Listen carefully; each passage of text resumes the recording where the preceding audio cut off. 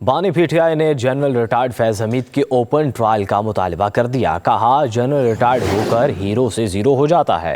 Faiz Hamid retirement के बाद मुझे कैसे फ़ायदा पहुंचा सकते थे। फैज हमीद से राबता तब तक था जब वो डीजी ISI और मैं वज़ीर आज़म था। कहा, जनरल फैज़ और मेरा मामला फ़ौज का अंदरूनी मसला नहीं। साबिक वज़ीर आज़म को मिलिट्री कोर्ट ले जाने से पाकिस्तान का इमेज ख़राब होगा। बानी पीटीआई ने कहा, मलिक रियाज और NCA के दरमियान डील खुफिया रखना मजबूरी थी।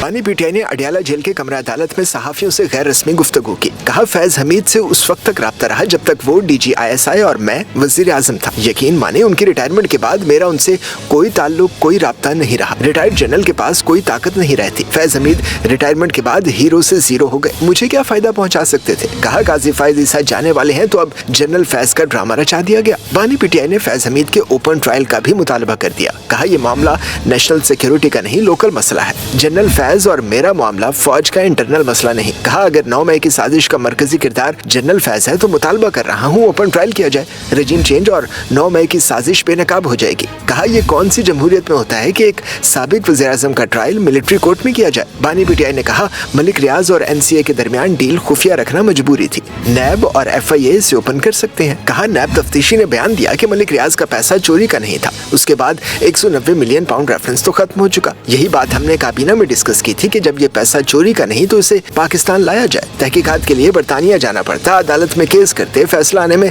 5 साल लग जाते। बरतानिया से जो रकम पाकिस्तान आई उससे अब तक ये 20 अरब कमा चुके हैं। बानी पीटीआई ने जनरल रिटायर्ड फैज हमीद के ओपन ट्रायल का मुतालबा कर दिया। कहा, जनरल रिटायर्ड होकर हीरो से जीरो हो जाता है। फैज हमीद रिटायरमेंट के बाद मुझे कैसे फ़ायदा पहुंचा सकते थे। फैज हमीद से राबता तब तक था जब वो डीजी ISI और मैं वज़ीर आज़म था। कहा, जनरल फैज़ और मेरा मामला फ़ौज का अंदरूनी मसला नहीं। साबिक वज़ीर आज़म को मिलिट्री कोर्ट ले जाने से पाकिस्तान का इमेज ख़राब होगा। बानी पीटीआई ने कहा, मलिक रियाज और NCA के दरमियान डील खुफिया रखना मजबूरी थी।